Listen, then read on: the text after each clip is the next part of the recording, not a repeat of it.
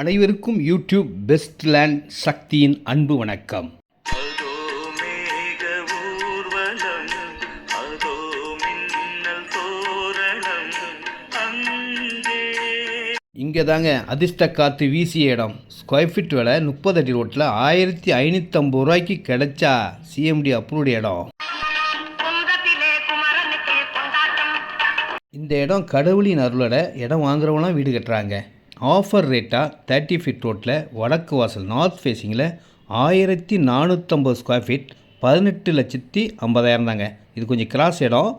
21க்கு 40 ஸ்கொயராக இருக்கும். ஒரு 610 ஸ்கொயர் ஃபீட் தான் கிராஸ் இருக்குங்க.